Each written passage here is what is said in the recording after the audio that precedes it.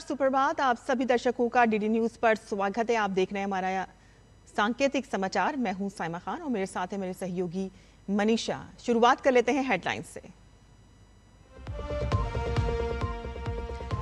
उगते सूर्य को अर्घ्य देने के साथ छठ महापर्व का समापन आज। बिहार से दिल्ली तक घाटों पर गूंज रहे हैं छठी मैया के गीत। देश भर में बिखरी आस्था की रौनक।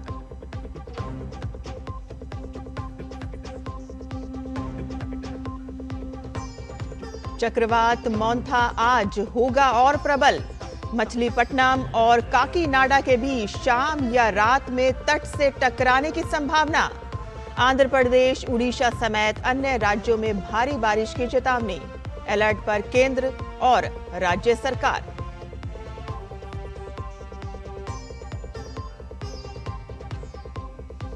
भारत की मेजबानी में आज से दिल्ली में शुरू होगी अंतर्राष्ट्रीय सौर गठबंधन सभा।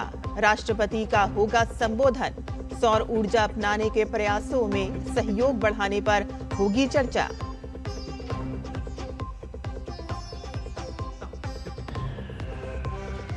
निर्वाचन आयोग आज शुरू करेगा 12 राज्यों और केंद्र शासित प्रदेशों में SIR की शुरुआत। अगले साल 7 फरवरी को संपन्न होगी प्रक्रिया।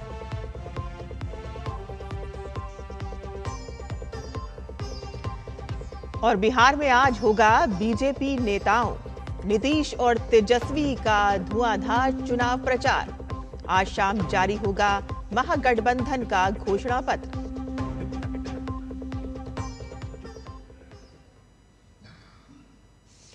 नहाई खाई के साथ शुरू हुआ छठ महापर्व आज संपन्न हो रहा है। आज पर्व के चौथे और अंतिम दिन उगते हुए सूर्य को अर्घ्य देने की परंपरा है, जिसे उषा अर्घ्य के नाम से जाना जाता है। और इसी के साथ ही छठ पर्व का समापन भी हो जाता है।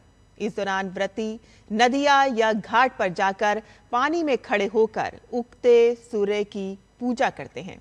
और इस पूजा के लिए बांस की टोकरी में ठेकुआ, फल, नारियल, गन्ना, धूप, अगरबत्ती और हल्दी और कई अन्य सामग्री रखी जाती है, जिसे लेकर व्रती घाट पर पहुंचते हैं। अर्घ्य के बाद व्रती सूर्य और छठी मैया से सुख समृद्धि, संतान सुख और स्वास्थ्य की प्रार्थना की जाती है।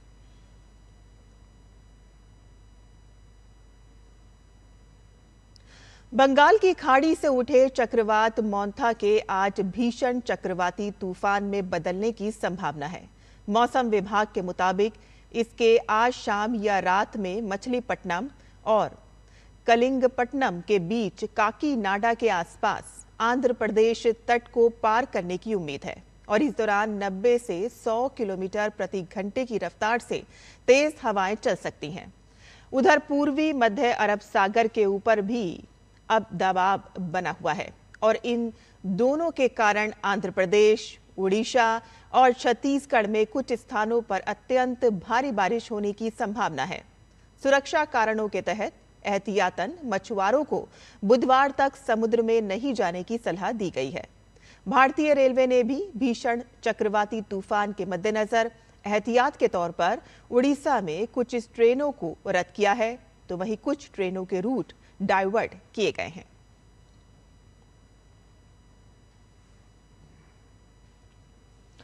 बीजेपी अध्यक्ष जेपी नड्डा ने आंध्र प्रदेश, उड़ीसा, तमिलनाडु, पुडुचेरी और अंडमान निकोबार की पार्टी इकाइयों को निर्देश दिया है कि वह चक्रवाती तूफान मोंथा से प्रभावित क्षेत्रों में राहत और सहायता कार्यों में जुटे। नड्डा ने कहा कि प्रभावित क्षेत्रों में भाजपा कार्यकर्ता स्थानीय प्रशासन के साथ समन्वय बनाकर राहत सामग्री वितरण, चिकित्सा सहायता और स्वच्छता से संबंधित जन जागरूकता फैलाने में अग्रणी भूमिका निभाएं।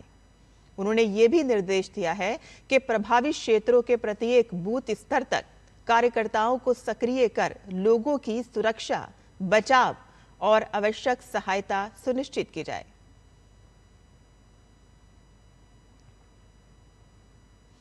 राष्ट्रपति द्रौपदी मुर्मू आज नई दिल्ली के भारत मंडपम में 8वें अंतर्राष्ट्रीय सौर गठबंधन ISA सम्मेलन में मुख्य भाषण देंगी। नवीन एवं नवीकरणीय ऊर्जा मंत्री प्रहलाद जोशी आज IAS के उद्घाटन सत्र को संबोधित करेंगे और इस 4 दिवसीय वैश्विक आयोजन में दुनिया भर के 124 देश और 40 से अधिक मंत्री भाग ले रहे हैं। ये सम्मेलन वैश्विक समुदाय को सहयोग को मजबूत करने और एक उज्जवल और टिकाऊ भविष्य के लिए सौर ऊर्जा को अपनाने में तेजी लाने के लिए एक साथ लाया है। सम्मेलन के सत्रों के दौरान सदस्य देश इस दिशा में हुई प्रगति की समीक्षा करेंगे, चुनौतियों का समाधान पर चर्चा करेंगे और सभी तक किफायती सौर ऊर्जा पहुंचाने के लक्ष्य की दिशा में कार्यों के समन्वय पर विचार विमर्श करेंगे। देश के 12 राज्यों में आज से SIR की शुरुआत होगी। जिन राज्यों केंद्र शासित प्रदेशों में इसकी शुरुआत होगी उसमें यूपी, बंगाल, तमिलनाडु, राजस्थान, पुडुचेरी, मध्य प्रदेश, लक्षद्वीप, केरल, गुजरात, गोवा, छत्तीसगढ़ और अंडमान निकोबार शामिल हैं। चुनाव आयोग ने कल इन राज्यों के गहन पुनरीक्षण यानी कि SIR की घोषणा की। आयोग का कहना है कि SIR दोहराए गए नामों को हटाने और मृत मतदाताओं के नाम मिटाने के लिए किया जा रहा है। मुख्य निर्वाचन आयुक्त ज्ञानेश कुमार ने कहा कि SIR की आवश्यकता पर पहले बहुत चर्चा हो चुकी है, लेकिन हर चुनाव से पहले इलेक्टोरल रोल का रिवीजन आवश्यक है। बिहार में चुनाव प्रचार जोरों पर है। महागठबंधन के नेता प्रचार प्रसार में जुटे हुए हैं। बिहार में नेता प्रतिपक्ष और राजद नेता तेजस्वी यादव का आज सारण जिले में 6 जनसभाओं को संबोधित करने का प्रोग्राम है। तेजस्वी यादव मांझी, तरैया, मढ़ौरा, अमनौर, परसा और गरखा में चुनावी जनसभा को संबोधित करेंगे। तेजस्वी यादव सबसे पहले मांझी के नारपालिया खेल मैदान में जनसभा को संबोधित करेंगे, तो वहीं तरैया के योगी राज देवराहा बालदेव सिंह महाविद्यालय में दूसरी जनसभा करेंगे और इसके बाद मढ़ौर और अमनौर में तीसरी और चौथी जनसभा का कार्यक्रम है। परसा के लंगरी मैदान में 5वीं जनसभा है, जबकि दिन की छठी और अंतिम जनसभा गरखा विधानसभा में स्थित रामपुर के जनता उच्च विद्यालय में जनसभा को संबोधित करेंगे।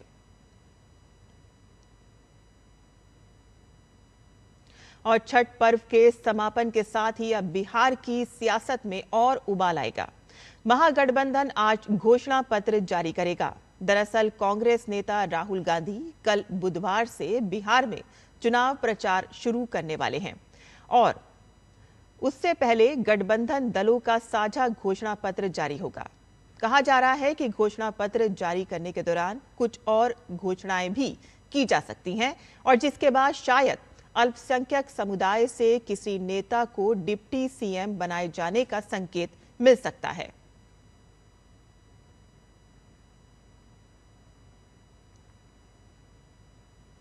कर्नाटक में नेतृत्व परिवर्तन और कैबिनेट फेरबदल की अटकलों के बीच मुख्यमंत्री सिद्धारमैया के एक बयान से हलचल मच गई है। उन्होंने कहा कि हाईकमान अगर चाहेगी तो वो पद पर बने रहेंगे। उन्होंने कहा कि मुझे नहीं पता, हाईकमान ही अंतिम निर्णय लेता है। लोगों ने मुझे 5 साल के लिए इस पद पर रहने का आशीर्वाद दिया है। अगर हाईकमान कोई अलग फैसला लेता है तो बदलाव होगा। मुख्यमंत्री के बयान पर उप मुख्यमंत्री DK शिव कुमार ने कहा कि सिद्धारमैया के बयान के बाद कुछ भी कहने की जरूरत नहीं है। उनकी बात का पालन होगा, लेकिन पार्टी के भीतर घमासान तेज हो गया है। एक तरफ जहां मंत्री मुनियप्पा के समर्थक दलित मुख्यमंत्री के लिए कार्ड खेल रहे हैं, तो वहीं गृह मंत्री परमेश्वर के समर्थक खुलेआम उनके समर्थन में नारे लगा रहे हैं।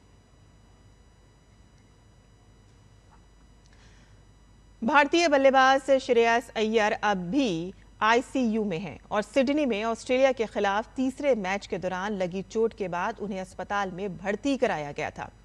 स्कैन से उनकी स्प्लीन में लेसरेशन इंजरी का पता चला है। डॉक्टरों के मुताबिक उनकी हालत स्थिर है। बीसीसीआई की मेडिकल टीम सिडनी और भारत के विशेषज्ञों के परामर्श से उनकी चोट की स्थिति पर नजर रख रही है। भारतीय टीम के डॉक्टर श्रेयस के साथ सिडनी में रहेंगे और उनकी प्रोग्रेस का मूल्यांकन करेंगे। मीडिया रिपोर्ट के अनुसार 31 वर्षीय खिलाड़ी को इंटरनल ब्लीडिंग के कारण संक्रमण के फैलने का खतरा था और ऐसे में अय्यर को 2 से 7 दिनों तक डॉक्टरों की निगरानी में रखा गया है और उनकी हालत स्थिर है। मौजूदा महिला राष्ट्रीय champion Anahat Singh Canada open squash tournament के क्वार्टर फाइनल में पहुंच गई हैं। 96,250 अमेरिकी डॉलर इनामी राशि वाले इस टूर्नामेंट में भारत की 17 वर्षीय स्टार खिलाड़ी ने सबसे बड़ा उलटफेर करते हुए विश्व की 20वें नंबर की खिलाड़ी मेलिसा अल्वेस को 3-1 से मात दी। दिल्ली की अनाहत सिंह विश्व रैंकिंग में 43वें स्थान पर काबिज हैं। विश्व रैंकिंग में अल्वेस से 23 स्थान नीचे रैंकिंग वाली अनाहत ने फ्रांसीसी खिलाड़ी को शिकस्त देकर पहली बार किसी सिल्वर लेवल इवेंट के अंतिम 8 में प्रवेश किया है। ये शीर्ष 20 में शामिल किसी खिलाड़ी के खिलाफ उनकी पहली जीत भी थी। अब अनाहत का अगला मुकाबला बेल्जियम की दूसरी वरीयता प्राप्त और गत चैंपियन टीने गिलिस से होगा।